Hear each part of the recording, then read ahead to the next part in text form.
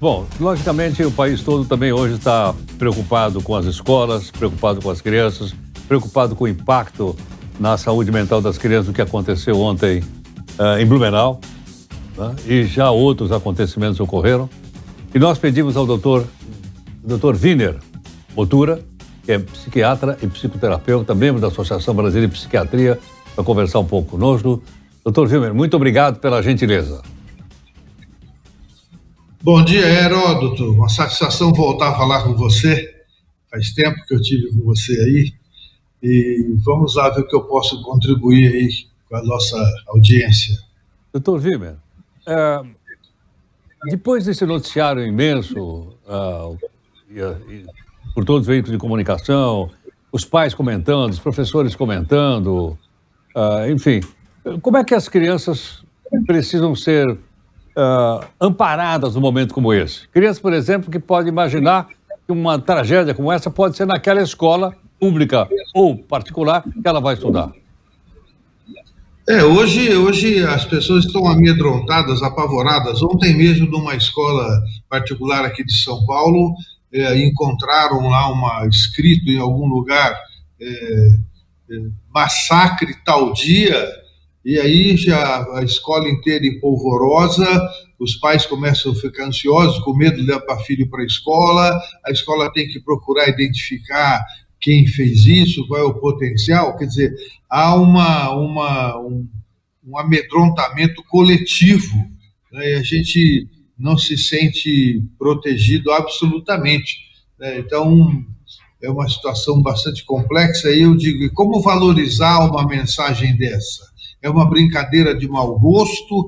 É uma criança que apenas faz isso para criar para se divertir de alguma forma perversa, ou é um aviso verdadeiro?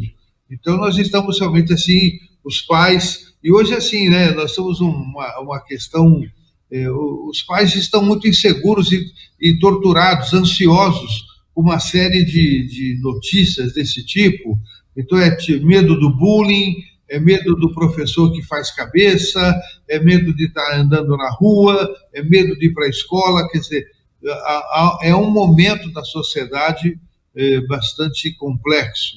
Eu atribuo isso, Heródoto, a vários fatores. Um fator importante é a destruição do significado simbólico da autoridade.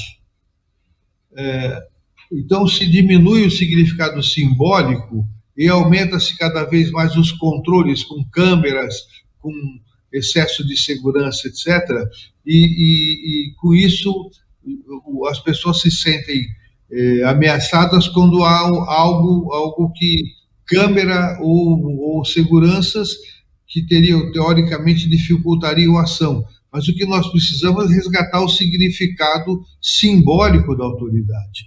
Eu obedeço regras porque eu tenho internalizado na minha cabeça, você também, e a maioria das pessoas, que tem internalizado o significado simbólico afirmativo da autoridade. Então, não precisamos ter uma câmera ou um policial ao meu lado para impedir que eu faça algo errado. Eu mesmo, né, nós mesmos, temos esse senso. E outras pessoas não têm absolutamente nenhuma atenção a esse significado simbólico. Agora, então, é importante esse resgate. Pois não, por favor. Eu não te ouvi. Não, por favor, doutor, pode completar. Eu não te ouvi. Pode completar o raciocínio. Não, a ideia é essa, precisa resgatar o significado simbólico da autoridade, né?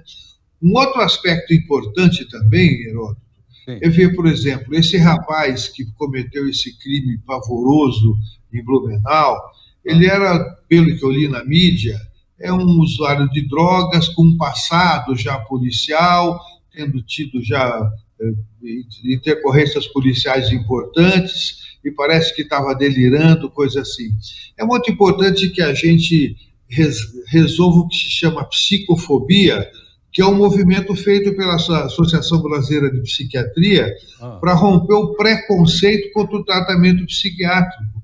Porque se essa pessoa, o outro que fez outro dia na outra escola aqui em São Paulo, o outro que fez uma escola no Espírito Santo, outro que fez em Minas Gerais, se tivessem sendo feito passando por um tratamento psiquiátrico correto, adequado, possivelmente não teriam feito as coisas que fizeram. E a gente vê muito preconceito, sabe assim, pessoal, movimentos contra o uso de remédios psiquiátricos, contra intervenções. Os erros que a psiquiatria comete são mensuráveis. Agora, os erros cometidos por essa política de omissão ao tratamento são incomensuráveis, né? Então, todas essas mortes, olá, aquele menino que matou o desenhista, né, que é o famoso desenhista, eram pessoas que, se tivessem tratamento adequado, esses crimes não teriam acontecido. Isso é muito importante. E eu vi recentemente um documentário de uma outra instituição, de uma mídia, metendo pau nos remédios psiquiátricos que não funcionam e que têm interesses de laboratórios, etc. Até tem interesse de laboratório mesmo, até tem um monte de coisas a serem criticadas, mas nós precisamos mostrar a eficácia dos tratamentos. O respeito às pesquisas, às instituições que pesquisam, para que se possa intervir afirmativamente nos tratamentos. Isso que é... Doutor Weber, o senhor tocou entre vários pontos importantes. Um deles é o seguinte: quando a gente sabe que alguém está sob tratamento psiquiátrico, popularmente, a gente já fica meio assim. Ou até a gente esconde quando a gente vai num psiquiatra. Concorda com isso ou não? Em termos, já foi muito pior. Na verdade, 99% dos casos que nós tratamos em psiquiatria são de pessoas absolutamente normais que sofrem no convívio com ambientes anormais, com ambientes hostis.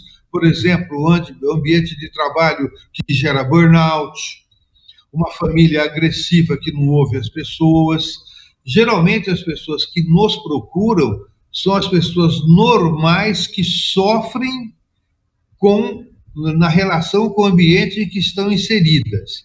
As pessoas que são literalmente problemáticas, mais graves, não buscam tratamento, resistem ao tratamento e acham que a culpa é sempre dos outros. Então, essas pessoas é que precisam de uma intervenção, até mesmo involuntária, porque por eles não buscam tratamento.